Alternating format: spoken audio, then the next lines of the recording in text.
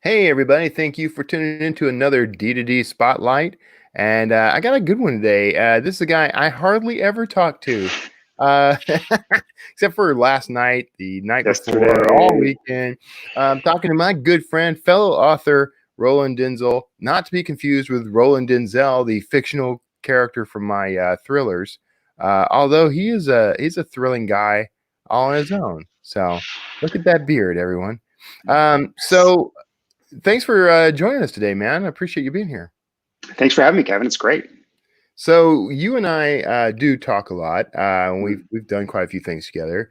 One of the things that comes up, and this is something you pitched this, and I thought this was a good idea because this is something important to authors in particular, all authors, independent, traditional, or otherwise, that you don't hear talked about that much. When you do hear it talked about, it's very high level. No one ever actually defines it. So I want to hear your definition, and I didn't tell you that in advance. So you better have one in your back pocket here.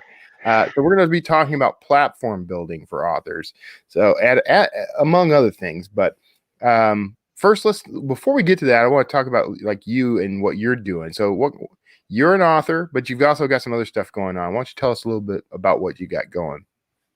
Well, I am, in addition to being an author, I'm a health coach. That's how I started, right? And wrote my first 5 or 6 books all about health and fitness. Kind of started with my story and then got super passionate helping other people. And along the way, a lot of people in the health and wellness community didn't know what they needed to do to get their websites set up and their mailing list established. So I've been helping them with that, then it started helping authors do it as well. So, that's kind of leads us into this whole author platform thing, right? Right. Yeah, that's exactly. And sorry, I cut out there for a second. Yeah, so and that's part of your journey was you started learning how to build a platform because of that stuff, the coaching and stuff, right? Yeah, I thought I don't know. I can't say that I was way ahead of the game when it came to the author platform, but maybe. But I started in 25. It's been like 25, 26 years in the printing and publishing industry before I started to get into really writing or coaching people, and so I learned a lot about the internet, mailing lists. I worked for a Fortune 500 company that had a mailing that sent out emails, but they didn't have a mailing list. Like you couldn't sign up for something to get blog posts and updates and things like that. So I helped them establish that. I was I started blogging for them, and I could see what it was doing for us and what it wasn't doing for us. Yeah. So I learned a lot along the way. So then when it came time to write my book, I'm like, yeah, I want to do a lot of those things that I learned. Yeah. I want to make sure that when somebody hears about me, they get on my email list so I can reach out to them again, because the odds of them finding me again are pretty slim, right? Yeah. You already pulled off one miracle. I know. And what really, for those of you who are hesitant about creating an email list or think, oh, I have a lot of Facebook followers or Twitter followers, or Amazon sends out a blast every time I have a new book. Those things are all great. And I'm not saying you shouldn't have those things, but my wife and I, who's one of my co-authors, we had access to 25,000 people on a forum, right? And then 1 month before our book launched, the forum tanked and went under. Which happened. We lost access to all those people, right? So so that was gone. So, the book did okay and it recovered. I had a lot of, friends, but at that point I had the essence of an email list, but no, I had not made any real efforts. So that day on, my wife and I were like, everything we got to do is to get people on our list, because you own your list. Yeah. You don't own that forum's list. You don't own Facebook's list. And they could just, in Amazon, if they decide tomorrow to stop sending email blasts out about new releases. What? Amazon changing the way they do things with no notice? I know. It's crazy. You brought up some very good points there. Before I I'm know. going to dive into this more, but I do want to, because I forgot to say this at the beginning, everyone. But if you have questions, please feel free to ask them, as many as you want, on Facebook or YouTube, no matter where you're watching. Ask in the comments, because at the last 15 minutes of the broadcast, we're going to answer those live. So ask anything you want. Yeah. So how would you, I think we sort of skirted around this a little, but how would you personally define what a platform is? But a platform is not one thing. It's like it's a conglomerate. It's a collection of all of the things that you have at your disposal to touch, inspire, and communicate with your readers and your potential readers, your future readers.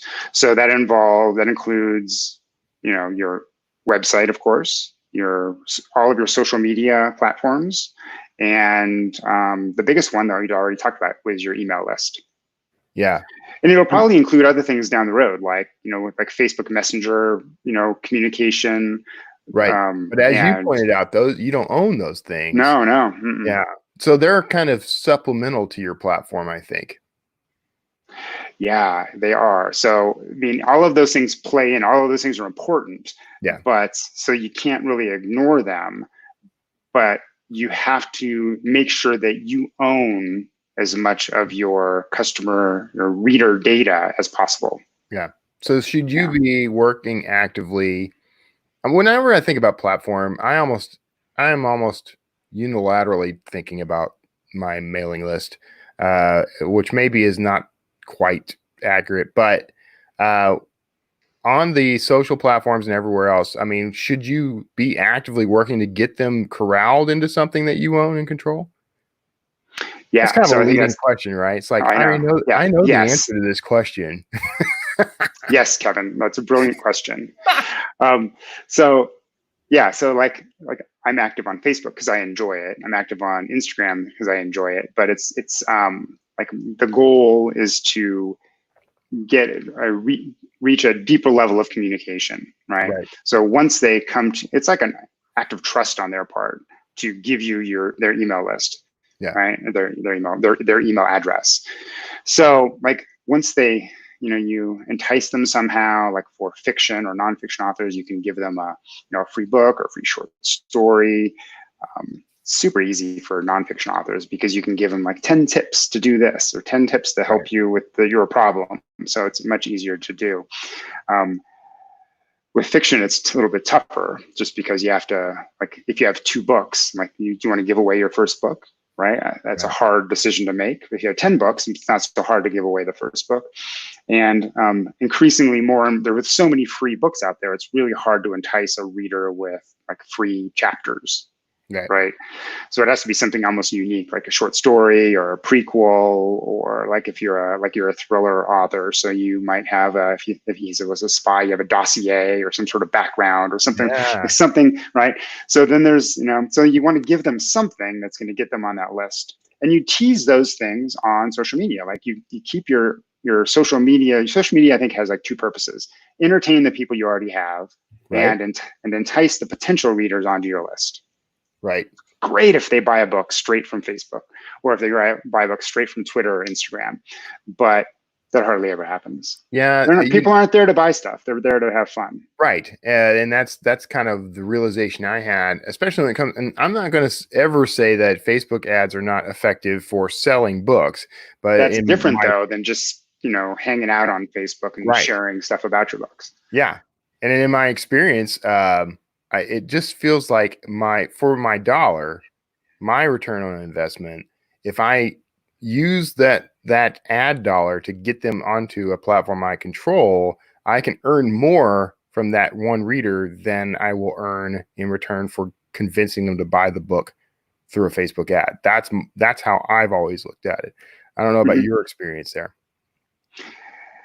Yeah, so I'm primarily nonfiction. I'll be going to people like you and Nick Thacker for like advice when it comes to like a lot of the fiction stuff when my fiction is out. Yeah. But for nonfiction, you can it's easy to do an ad to give them, again, getting something free. Yeah. And I think for the fiction authors, I mean, I've seen ads. I read science fiction and urban fantasy, and I get their ads, and I'm like, oh, I do want that, that free book. Yeah. So I'm on Facebook, so I'll click it and join. Now I'm on their list, and now I'm a happy reader. Yeah. Yeah.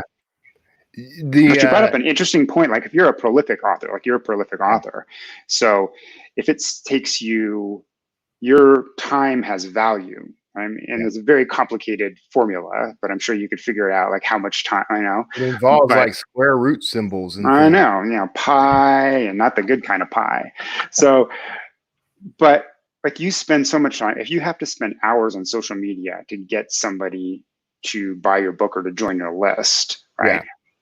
How much was that time worth versus creating an ad instead that does the same thing? So if you spend $50 on an ad that gets 10 people, that's a lot of people for $50, but you get X number of people for $100 or $50. Hopefully you're getting at least 10 people for $50. Yeah, I don't know. Like it depends on your genre, like right? Yeah, for science fiction, it's really hard. It's really competitive. For urban fantasy, it's super competitive. For diet nutrition books, super competitive, right? So, but the math still works because you spent, how much could you have written? Yeah. So you're like trading $50 for free time to write. Yeah. Right. Because all that time sharing things just to get somebody on your list, right, is probably not going to be worth it. Right. There's nothing to say you should not be on social media to keep your customers happy, to be active. So when people come find you on your Facebook page, that they know that you're active there. Yeah. See that you're at least somewhat active, that it's not a dead zone, but spending a lot of time there, but you better spend a little bit of money there than a lot of time there. Yeah. Yeah, I agree. There's that whole money and time have sort of a interesting relationship, and it's not equal. Yeah, and it's not the same, and it's also not the same for somebody who only has one. They're starting off with one book, right? So if you have one book or two books, or you're a slow author, slow writer, and you have a lot of extra time, then maybe it's worth doing more and being more active on social media. But like if you simply can't write more. Mm-hmm. So when it comes to the folks who only have maybe one book or even no books, they haven't yet published, maybe they haven't even written yet. We tend to give the advice that the best time to start building your platform is right now, no matter where you are in that journey. I don't know if you agree with that. Maybe you don't agree with that. Well, I do in one sense that, like, so if you have nothing, like if you haven't published your book yet, you should build your platform now and have your list now, not because it's going to collect stuff now, but once your book is out, that's not the time to build your list. That's not the time to have everything in place. You need to be ready now, confident that it works, so you can send your family or a couple of friends, or some writers will find you. You're going to be sharing on Facebook that you're writing a thriller or writing an urban fantasy, and it's like, oh, it's the greatest thing since True Blood, right? And a couple people are going to join, and they're going to be, really like your true fans, interested. So it's a good time to have that and know that it works. So it takes the pressure off. So when your book launches and people read your book and come, they get into your system, because that's not the time to risk losing somebody who already read your book. Yeah. So what are some approaches, especially if you don't already have a book released, what are some approaches to start building your platform? Well, the first thing to do is not overthink what your platform needs to be, right? So your let's take your website. People want to, you and I talked about some authors recently we saw that spent thousands of dollars on a website that, whether it looks beautiful or not, it doesn't do anything to sell books. Yeah. Right. So like your website is your home base. People want to Google you and they want to find you. They want to type in your URL when they hear your name, and they go there, and your website has basically one goal, either one of two goals: get them on your list, or get them to buy your book. Right. it's kind of, there's a, I don't know which one is, it's going to be different for everybody. Like, which is the one that, which gets weighted more. Yeah, there's no right or wrong, right? So, but if you go to a website that has a blog and it has all these sidebars with all these widgets and like, come follow me here, come follow me there. Well, those are all distractions. They're going to go, well, I don't need to buy the book now. I'm going to check this dude out, right? Yeah. And then I'm going to go over here, and now they're lost. Oh, yeah, he's fun. I'm going to follow him on Instagram. Yeah. A year later, they still haven't bought your book. I feel like you're criticizing my website right now. That's what I feel like. I feel a little attacked, Roland. Do you have a lot of widgets and stuff? No, I don't have a lot of widgets, but I do have like everything I am into is in that menu bar right now. So, well, I mean, there's nothing wrong with the menu bar. If you're going to put that stuff there on your website, the menu bar is where it should be, because that's going to be, somebody has to make a decision to explore. Right. So, but when they go to your website, the first thing they should see, like before they have to do any sort of scrolling, is it should tell them what you're about. Yeah, exactly. Yeah. So I am a urban fantasy author, or I am a science fiction author, and you're a thriller author. So like they see, and it's great if you have books. That's a great place right at the top to put an image of all of your books. So they're, oh my gosh, he has a lot of books too, right? So then it's like, what do you want them to do? Do you want them to buy your books? Then make that image clickable so it clicks to your books. If you want them to join your list, say, get my free book, like right in the image, like right in, get my free book, click on that image. They scroll down, then they can see other things. Then they can see what's your second choice. So if it's join my list, first thing, scroll. If there's they're not going to join your list. I don't join lists. Scroll down. Oh, let's see all my books. I'm going to go click on, here's the first book of my series. This is where I want you to start. So think of it. What do you want them to do? And where should they get started? Right. And make it clear. Start here. Start reading here. Yeah. This is exactly why, despite people hating them, pop-ups are actually very effective, because they are, if your goal is to get people on your mailing list, a pop-up is the very first thing they see. But what you have to do is, most people are going to click out of that pop-up. Like, I don't know, to make up a percentage, 85% are going to click out of that thing. Yeah. But if you want to continue to have the offer to join your mailing list in every part of your website, so because they can't get that pop-up back. Like, I've been to websites where like the pop-up appears right away. Right. And I'm like, oh, like after I read, I'm like, you know what? I wish that pop-up would come back, because how do I sign up for this thing? Like, they don't have any other sign-up things, right? I'm part of the 15% who didn't sign up. And so now you have to give them an alternative to get on your mailing list.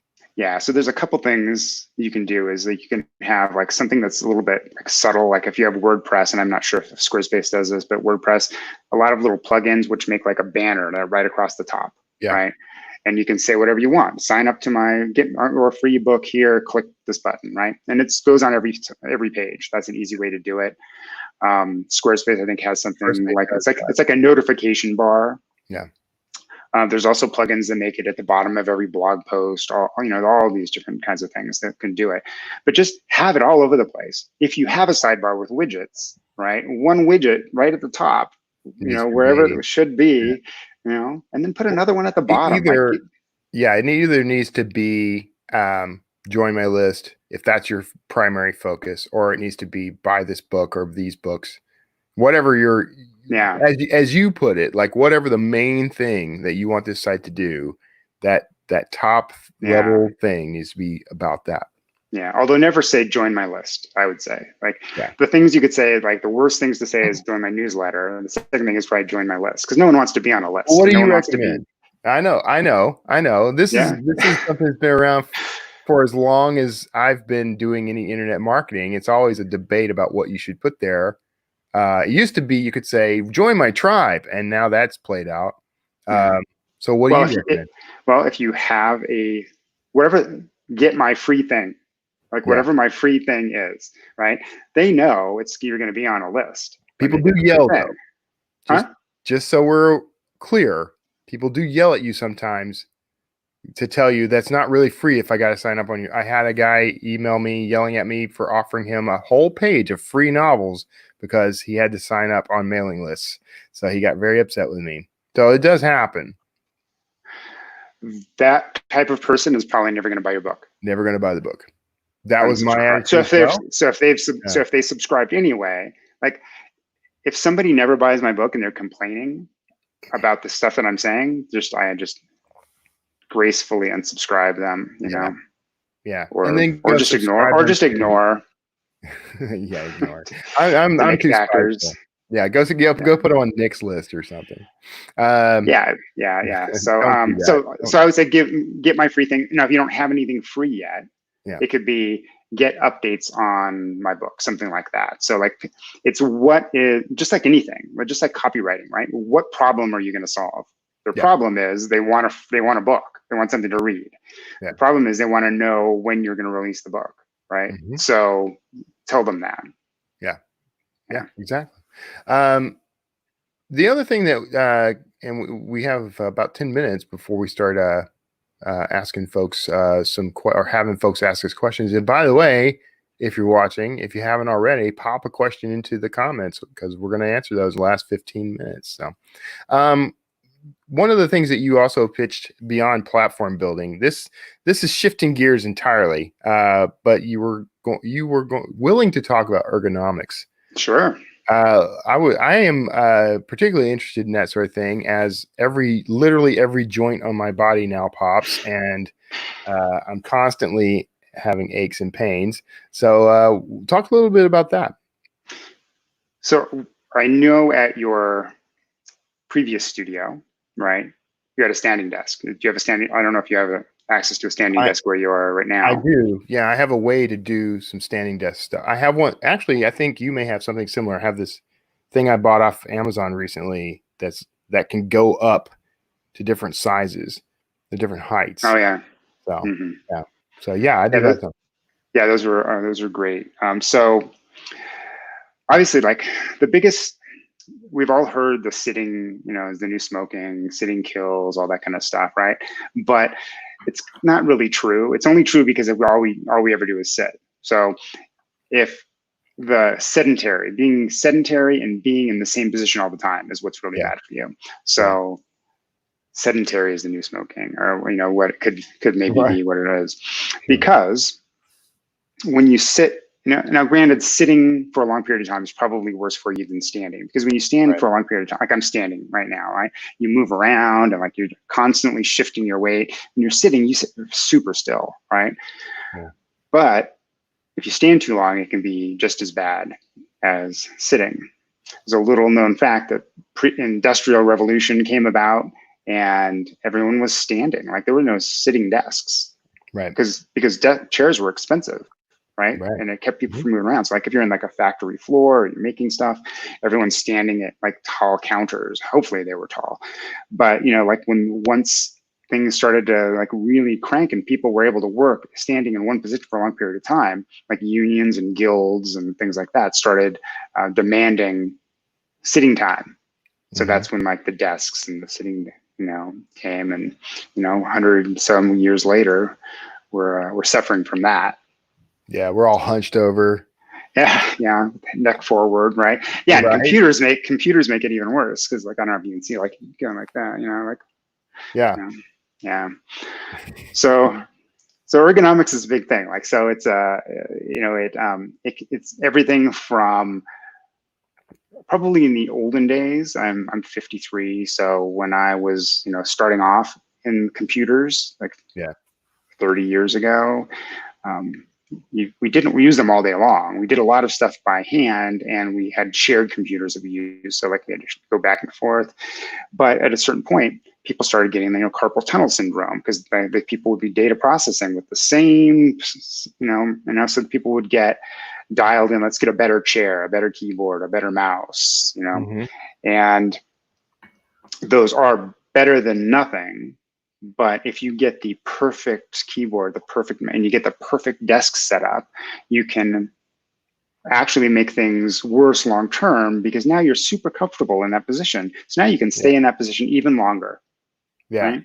So ask yourself, what's better, being in a bunch of different positions that you're constantly having to change, right? To be comfortable, to change your comfort level, or dialing yourself in to the perfect quote unquote ergonomic position and then staying there for all day. Yeah. Yeah. That's Yeah. So interesting. I never even thought of it that way. yeah, so that's why instead of like I recommend instead of getting a standing desk, I tell people to get a sit stand desk, right? Yeah. Or to have, and the best kinds are the ones where like yours, where it can go up and down. So it's not even exactly the same position because Right. yours goes up and down. You can sit in a regular chair. You could get a Yeah. stool, right? Right. Like I have a leaning stool, which is like sort of a halfway. You can has like it's like a wobble stool, Yeah. so I can sit on that. I can lean back into it. I can stand. I can stand differently, and just at different heights. Because like I don't know if you like if you're typing and you're imagine that this is parallel to the ground. Like if you're typing, like there's just sort of different positions you can get. But if you're locked into this 90 degrees all the time, which is they say is the ideal typing position Yeah. over time, that's going to be a problem too. Yeah. It's kind of like we were just telling a story around the campfire here at home a few nights ago. My in-laws used to be expats, and they were living in like Montang, places like that. And there was a woman who was the wife of one of the people who worked for the company, who never wore anything but high heels. And so when she came to that region, she couldn't really wear high heels because of the weight, the ground is uneven and all that. So they had to get special tennis shoes so that she could, that had an elevated heel. And then they gradually stepped them down until she could walk on flats, because she literally could not walk on flat shoes. Your body Yeah, it will adapts, adapt. right? Yeah. Your calves get shortened, and I think, Exactly. and that can happen. I mean, it happens mostly to women because women, like especially like in the business world, Mm-hmm. are conditioned or like to wear higher heels, Yeah. right? And then every day, all day, and then like even like when they get home at night, they're like, "Oh, it hurts. My feet hurt so much when I wear, like wear flats." So they don't do it. Right. So Right. the more you can do to bring that down, I think we're seeing less and less of it. There's a more of a there's, but yeah, Yeah. but men can get that too. Like if you look at some of the, even like men's dress shoes can have like a pretty substantial heel, Yeah. right? Yeah. And athletic shoes. For some reason, these athletic shoes, like we remember the Nike Shocks with those things on the Yeah. back. Yeah. Yeah. Yeah, yeah. I have like wear minimal shoes, which have like very little to I know. I wear no like heel. Chuck Taylors and Vans and Yeah. stuff, which tend to be pretty flat. Not great for jagged, rocky surfaces, I've discovered. Oh, Just so people are aware, it's not the perfect shoe. they're also Uh, very narrow. They're also very narrow, and I yeah, like they are so. now. So not only do I have wide feet, but I Yeah. have wide feet that I'm trying to make wider. Like I don't want to keep my feet in there. I want my toes to be able to move. So Yeah. Yeah. do a lot of barefoot, or I have minimal shoes that actually have wide toe boxes. So, do you recommend going barefoot a lot? Yeah, as much as possible. And like I yeah, need my my wife. wife to listen to this, because she Okay. gets on to me because I'm barefoot all the time. I was raised in a small Texas town. If you were wearing shoes, it meant you were in school or in church. So otherwise, you were Um, barefoot all the time. So well, I grew up in shoes, but I spent a year. We lived in Borneo for a year, and I lost my shoes on the plane over there, and I already had wide feet, so my parents could not find any shoes in the island of Borneo that were wide enough for me. yeah, So I went barefoot for a year, and interesting. yeah, yes, and so it's quite a difference. And yeah, so now I recommend. My wife and I are both health coaches.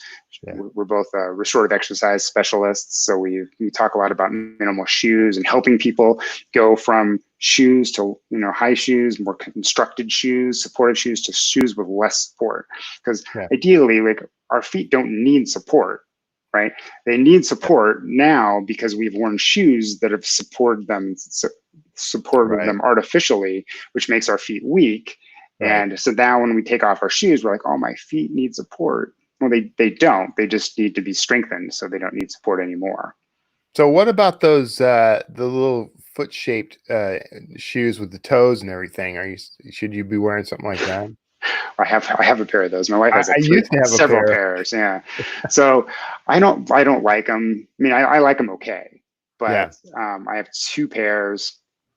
They take a lot of getting used to, and they're hard to get on and off because like you really got to get your toes in those little toe Yeah. finger, whatever you call them. They're like toe gloves, right?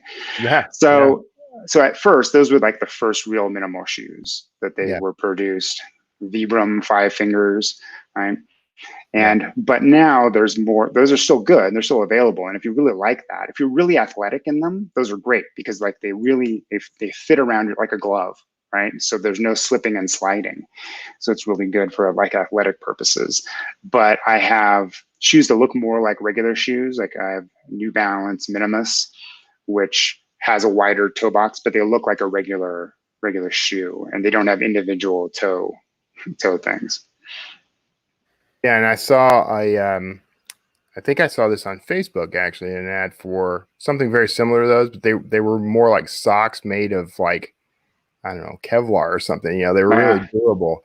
I was like, okay, maybe I'll consider that. They showed them wearing them in the water and swimming and that sort of thing. Kevlar sock sounds pretty cool. That does sound. It sounds like the name of a band actually. Kevlar socks. So we are right now. We're at our 30-minute mark. So we're going to open things up to ask us anything. Make sure you pop your questions into the comments, and we will answer them live. I'm going to go through and look at some of the. We've had a couple of comments so far. We got a hello from I think that was on Facebook. Yeah. We got Guy is saying hi there. Pleasure to be with you from Montreal, Canada. So that's fun. Oh, wow. Then we went from Montreal all the way south with Jimmy here in Dallas, Texas. That's my home state. Alyssa, Alyssa's one of our DDD folks, clearly spotting your artwork behind you. Taco is her favorite emotion. We had a whole taco discussion with my Kevin Show audience last night. I think now I know why they spotted your taco. Lexi, also a DDD. What should we call them? A DDD alum is offering us a good afternoon, and of course Tori is saying hello. So no questions yet. So we'll keep chatting on. But yeah, be sure to pop a question in there and we're happy to answer it for you. And you can ask now about either platform building for authors or ergonomics. How about the ergonomics of platform building? Should we do yeah. Yeah, that's a good one. Yeah, well, combined. People they talk about you really got to niche down and stuff, right? So like that's like, if you can, the Venn diagram of people need to build their platform and also need to do we can get into the nitty gritty details of that sort of thing. And like I said, I tend to rely. I really put all my money on my mailing list. To the point where I got guys in my life who are really into the ads and monitoring it. Guys like Ernest Dempsey, for example, is a pro at all the different ad platforms. So is Nick Thacker.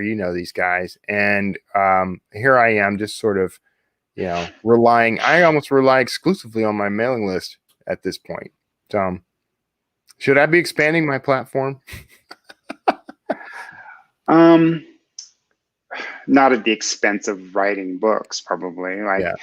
It's working for me. So So I mean, the question always is like with anything, with my health clients, with author clients, with anybody, when people say it's working, right? So is it working as well as we hope, as we want it to work, right?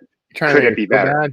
No, but I'm not trying. But if it were, but it's just a bonus, right? No, but it's true. Yeah, it is true. Yeah, so like we probably all know somebody who has been in great health all their life, and then one day the doctor says they have diabetes, right? So were they actually in great health all their life, or were maybe there were some signs? It's like a tipping point, or their funnel overflows, whatever like analogy you want. So people, like, there are people who are doing fine without a mailing list. Yeah. Right. And they're like, well, I don't need a mailing list because I'm doing fine. Well, what if they were doing twice as good if they also had a mailing list, right? What if they're only doing well? Like, what if their big social media is not actually getting them the readers? Maybe it's something else, right? Yeah. And what if that other thing goes away and they don't know how to do it? They don't know how to. They don't have a way to capture those people. Right. We've seen big changes. People lose their Facebook page. Yeah. For somebody reports them and they remove their Facebook page. Yeah. Well, now that outreach is gone. Diversification right? helps you to protect yourself from that sort of thing. Yeah, and one of the things that I hear a lot is, well, I mean, I'm on MailChimp. MailChimp could, I could get marked as spam too many times and they could yank me. Well, that is true, but you will have smartly backed up your entire list. Yeah. To your computer and to the cloud and everything, right? And then you can import that list to MailerLite or author.email or whatever, and now you can start over because that list is yours. The list doesn't belong to MailChimp. The list doesn't belong to any of these people. The list is yours. Okay, we got some questions. I'm going to pop a couple up here. So first up, Lexi's asking, are there any particular website? I'm sorry, I'm having trouble reading this. Let me read it over here. Are there particular website hosting services you find to be author friendly, particularly with newer authors? Took me a while to get through that. I don't know why. Yes, and so I'm partial to WordPress. Kevin's partial to Squarespace, and we both do stuff with both. So those are both, those are like hosting platforms. But when the more important thing is getting something up there. So I was talking to some people the other day about the benefits of, for many authors, especially if you're writing fiction, of just having a landing page, right? Because you can have like a one-page website that has, and D2D. Can do that for you. The author, what's it called? Author pages. Yep. Yeah. So with author pages, you can list all your books. You can have a link either to be notified by, like it's Draft to Digital's list, but ideally you would change that link to your own mailing list sign up. So if somebody comes to your one-page website, they see immediately, because you have a big thing, like here's your page, like here's your picture, here's your books, or if you don't have books yet, it can be just like your sign-up list, and here's an image. So you have a one-page website. That's all you need at the base. The minimum, yeah. The minimum, right?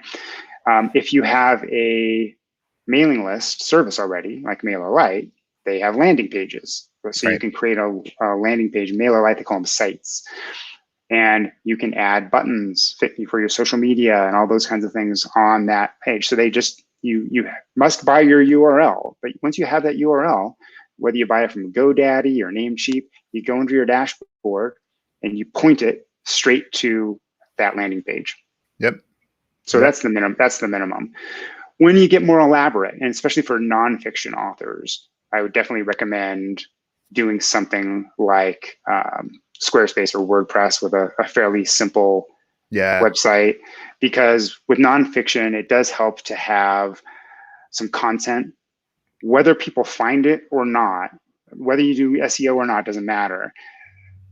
A lot of people want to trust the nonfiction author that they actually do. They know what they're talking about. So in our nutrition, we have like hundreds of blog posts. So people come there, and we hope that a lot of people find it from SEO. But when we first started out, we had to establish our credibility. Right. Yeah. And we keep talking about Squarespace and WordPress in particular because that's what we use, but both have their advantages and disadvantages. I mean, WordPress has a lot more options in terms of like third-party plugins, things like that. I've always liked Squarespace just because you pay one fee and they provide you with this whole list of tools and resources, and it's more or less plug and play. I kind of get into the code a little and do some things here and there, but for the most part, it's a WYSIWYG. What you see is what you get kind of format. Alyssa is asking, do you find yourself more productive in writing while standing versus sitting? Different things are better in different positions for me. Yeah. So sometimes it's very hard to be creative Yeah. like writing fiction standing up. But it's really easy to write emails. I can make changes to my website. I can write my mailing list emails standing up. I can do a lot of Zoom meetings. You know, I'm doing a meeting here, right? So like a lot of those kind of things are standing up. But when I really want to write fiction, or I'm trying to get in the mind of my readers and like things, it's for some reason I got to sit down. It's like I have a button on my butt that only turns on that part of my brain when I'm sitting. But over time, it sort of changes. Yeah. Yeah. So what I recommend to my clients is to, sort of keep a mental note of what you can do. So if you're writing for a long period of time, sitting down, set some sort of a timer, and you can get up and you can read your emails on your phone, or you can take your laptop over to a countertop and you can do some, that's where you do your Zoom meetings, because then you can pace and you have a wireless headset. I also like that aspect, by the way, of changing gears for the different types of tasks you're doing. And I've done that. That actually does help. And I actually go so far as like I have different writing software, for example, that I use for writing copy, any blog post and that sort of thing, and one for writing fiction. But in the day, back when I first started copywriting and was still trying to write some fiction, writing and selling short fiction, I actually had a baseball cap that I'd put on when I was writing fiction, and it was my writer's cap. And once it was on, I knew that's what I'm supposed to be doing. I could feel the band, So that's nothing to do with ergonomics. But when you're blogging, did you have a little hat that said press in the band? Blogging didn't exist as a term until much, much later after my writing career started. So I was blogging before there was a term for it. But yeah, no, I kind of dropped that as a habit because, you start traveling, you don't always have your cap with you or whatever. Yeah. And you still want to write. This is hold on. This may push us right off the screen. Let's see. Boom. I definitely got to read this in the other window though.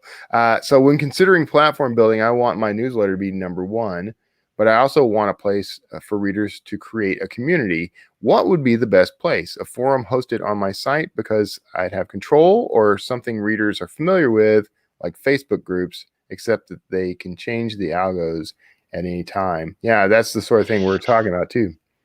Yeah, that's hard because like we all remember the day when you had, you were in a Facebook group of 100 people and like you saw everything, and now you don't. So the challenge is to find, Facebook is easy. People will sign up for your Facebook group because most people are on Facebook. Then they might not see the things, right? But we have in the nonfiction side, a lot of my clients will sign up for Slack and they'll create a special Slack community. On the fiction side, the readers are like, "What is Slack? I don't want to do this thing." Right? Yeah. In the science fiction, if you're a science fiction writer, you might be able to get away with Discord because a lot of science fiction and gamers, and if you're lit RPG, they probably live in Discord anyway. So like creating a Discord channel for them would be great. If you believe your readership would like a forum, you have where it's private, then definitely you could try it out. There's a lot of WordPress plugins that give you like free, sort of that are free or very inexpensive, where you can do a forum and you can try that out. There's also Mighty Networks, which is a different, it's sort of a combination forum. It's like, I think of it more like a Facebook group where you can have different categories and things like that, sort of a prettier version of Slack. And the benefit, Fatima, is that you're getting them off of all of these things. You're getting them off of Facebook, and they're getting them into your own system where they're focused more on you and on themselves. So you're better able to build a community. It's getting tougher and tougher to build a really good community in Facebook. Yeah. Right. I might still have it, but I try to get people always on your list. So if they start stopping to see that, then you can offer them, hey, do you want to get notifications just about the community, right? And you can maybe send a weekly or a monthly thing, which are new things that happened in this community, just to remind them outside of Facebook on how they can be more engaged. The whole community idea I like. I have always had trouble with, it's just one more thing I got to manage. And so that's me being lazy. But Go ahead. You were gonna add something. I think, well, I mean, I would love to have, like, I'm trying to imagine, like, let's say if I had like a big series, would my readers like to have a group where they have a community? Right. And I don't know, but what would be like possibly what might be better is to team up with a couple of other authors in your genre and create a little community for the like, sort of like a collective community. Right. That's an option. Right. The risk there is like if you have to like your friends and like what if you're not friends in a couple of years? I mean, there are some risks to both of those things, but just like most of us can't write fast enough to keep our readers fully entertained on which is just our books. So if you team up with some other like-minded authors, then you're gonna keep this going. Yeah. Well, we're at time, so we're gonna have to wrap this up. We're actually slightly past time, so thanks to everyone who I know, despite my best efforts, we still didn't end before 12:45. But if you are watching here, make sure you go check out Roland online at indestructibleauthor.com. Alternatively, rolanddenzel.com. And make sure you get on his mailing list, join his platform. And speaking of platforms, make sure you subscribe to us on YouTube. If you go to youtube.com/draft2digital, you can subscribe to our channel, and we really appreciate that. You can also follow us here on Facebook at facebook.com/draft2digital, and make sure you are bookmarking d2dlive.com, because that's where you're going to see a fancy countdown, have access to that'll show you when the next D2D Spotlight's happening.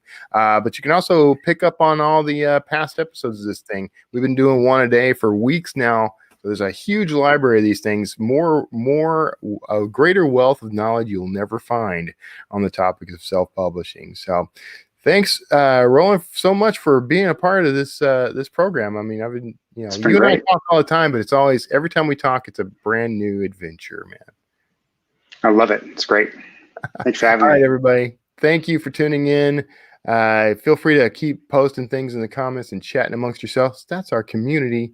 And we'll see you all tomorrow for another D2D Spotlight at noon Central. So make sure you check it out and tune in. See you there. Bye, everybody.